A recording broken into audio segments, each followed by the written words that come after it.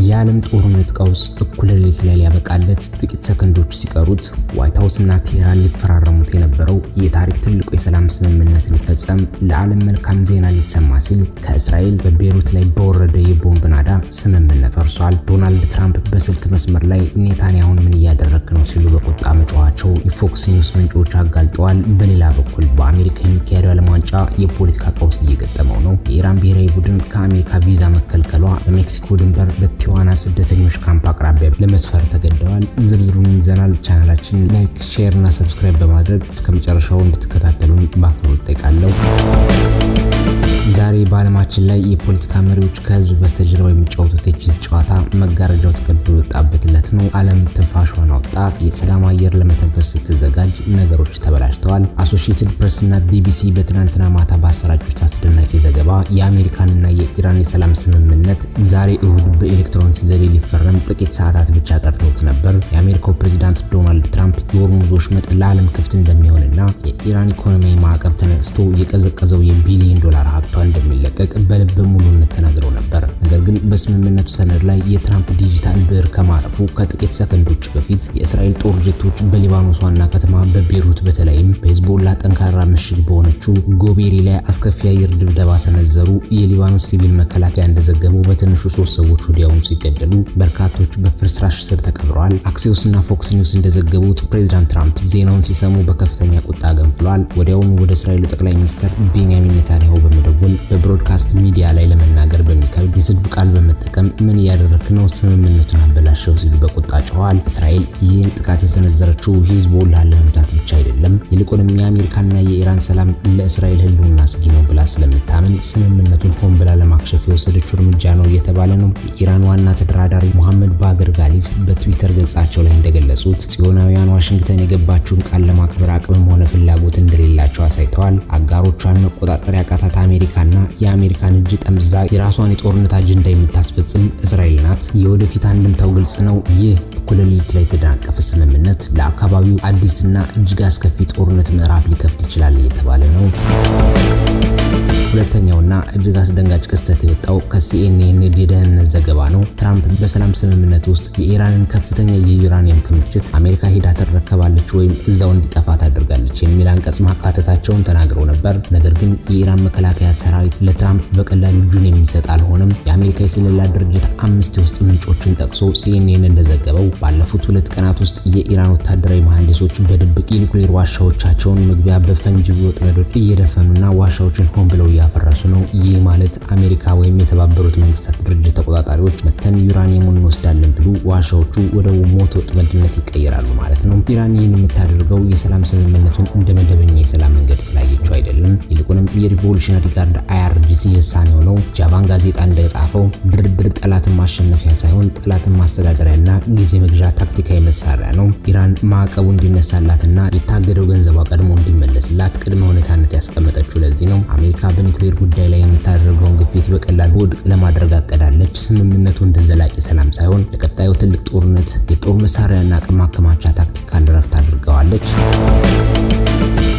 የዓለም ዋንጫው በአሜሪካ፣ ካናዳ እና ሜክሲኮ አስተናጋጅነት በደመቀ ሁኔታ መጀመሩ ይታወቃል። ነገር ግን ከሜዳው ውጭ ያለው ፖለቲካ ጨዋታ ከጎሉ በላይ ልብ አንጠልጣይ ሆኗል። የኢራን ብሔራዊ እግር ኳስ ቡድን የገጠመው ውርደት፣ የትራምፕ አስተዳደር በሰላም ንግግሩ መስተጓጎልና በፖለቲካዊ ውጥረቱ ምክንያት ለኢራን እግር ኳስ ተጫዋቾችና የልዑካን ቡድን አባላት ቪዛ ለመስጠት ፈቃደኛ አልሆነም። በዚህ ምክንያት የኢራን ቡድን ዋና ልምምድ ካምፑን በሜክሲኮ ድንበር አቅራቢያ በምትገኘው ቲዋና ከተማ ለማድረግ ተገዷል። ይህ ክስተት በዓለም እግር ኳስ ታይቶ የማይታወቅ ትልቅ ክስተት ነው። ተጫዋቾቹ በአሜሪካ ስታዲየሞች ውስጥ ለመጫወት ድንበሩን ተሻግረው መግባት አለባቸው። ነገር ግን ልምምዳቸውን የሚያደርጉት በአጥር ማዶ በሜክሲኮ መሬት ላይ ነው። ስፖርትና ፖለቲካ አይገናኙም የሚለው የፊፋ መፈክር በተግባር ሲታይ የዓለም እግር ኳስ ፌስቲቫል በድንበር አጥርና የቪዛ ፖለቲካ ማሳያ ሆኖ አርፏል። አልጀዚራ እንደዘገበው ይህ ክስተት በሜክሲኮና በአሜሪካ ድንበር ላይ ያለውን የስደተኞች ውጥረትና የደህንነት ጥበቃ ይበልጥ አባብሶታል። ወደ ቴህራን ስንመለስ ደግሞ ትላንት ማታ ኢራን ሰሜናዊ ምስራቅ በምትገኘው ማሻሃድ ከተማ ውስጥ በውጭ ጉዳይ ሚኒስቴር መስሪያ ቤት ፊት ለፊት በደርዘን የሚቆጠሩ አክራሪ የኢራን ዜጎችና የባሲጅ ሚኒሻ አባላት ከባድ የተቃውሞ ሰልፍ አድርገዋል። ሰልፈኞቹ ኢራኑ ከፍተኛ ዲፕሎማት አባስ አራግቺን ከአሜሪካ ጋር በመደራደር ሀገሩን አሳልፎ የሰጠ ካህዲ ሲሉ በቴሌቪዥን ቀርበው ከተናገሩ በኋላ በከፍተኛ ቁጣው ግዘዋቸዋል። በኢራን ከፍተኛ የአመራር ክበብ ውስጥ ትልቅ መከፋፈል ተፈጥሯል። በአንድ በኩል ማዕቀቡ ተነስቶ ህዝቡ ከኑሮ ውድነት እንዲገላገል የሚፈልጉ ለስለስ ያሉ ፖለቲከኞች ሲኖሩ፣ በሌላ በኩል ደግሞ ከአሜሪካ ጋር የሚደረግ ማንኛውም ስምምነት ውርደት ነው የሚሉ የሃይማኖት አባቶችና የጦር መሪዎች አሉ። ይህ የውስጥ አመጽ ስምምነቱ በቴህራን በኩልም የመፈረም እድሉ እጅግ አነስተኛ መሆኑን ያሳያል። ትራምፕ በሰላም ስምምነቱ አማካኝነት የኖቤል ሽልማት ለማግኘት ቢያልሙም በቴህራን ጎዳናዎች ላይ እየነደደ ያለው ቁጣ ግን ህልማቸውን አመድ ሊያደርገው ይችላል የተባለ ነው።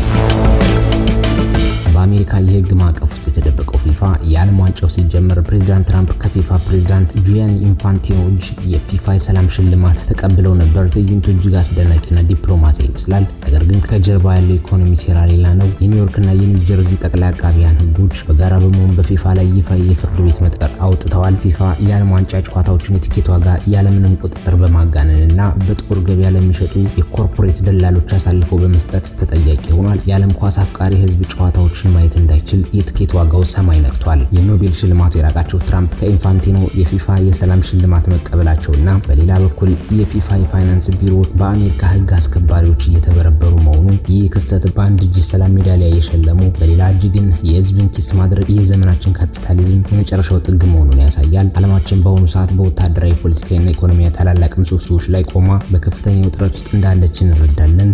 እስራኤል በቤሩት ላይ የሰነዘረችው ጥቃት አሜሪካ በድርድር ልታሳካው የነበረውን ስልታዊ በላይነት አምክኖታል። አሜሪካ የሆርሙዞች መጠጥ ክፍት በማድረግ የዓለም ነዳጅ ፍሰትን እንዳይስተጓጎል ለማድረግ ብትፈልግም ኢራን ግን ወሽመጡን የምትከፍተው የአገልግሎት ክፍያ በሚል ስም የራሷን የባህር ላይ ጥበቃ ራኬት ህጋዊ ለማድረግ እንደሆነ የአይኤስደብሊው ጥናት ያሳያል። አሜሪካ የኢራን ዩራኒየም ለመውሰድ ስታስብ ኢራን ዋሻዎቿን በፈንጂ መቅበሯ ደግሞ ወታደራዊ ግጭቱ በቀላሉ የማይፈታና የወደፊት የአሜሪካ ልዩ ኃይል መሬት ላይ ወርዶ እንዲዋጋ ሊያስገድድ የሚችል መሆኑን ያሳያል። የዶናልድ ትራምፕ የሰላም አስከባሪ ገጽታ መገንባት በአጋሮቻቸው ግትርነት እየፈረሰ ነው። ትራምፕ ለኔታንያሁ የጮሁት የሁለት ወዳጅ ሀገራት መሪዎች ንግግር ሳይሆን አንዱ ሌላውን የበላይነቱን ለማሳየት የሚሞክርበት የፖለቲካ ቲያትር ነው። በሌላ በኩል ፊፋ ፖለቲካን ከስፖርት ላይ ያለው ያለ የኢራን ቡድን ቪዛ ተከልክሎ ሜክሲኮ ድንበር ላይ መቀመጡ ስፖርት ሀያላን ሀገራት የፖለቲካ በቀል መጫወቻ መሳሪያ መሆኑን በግልጽ ያሳያል።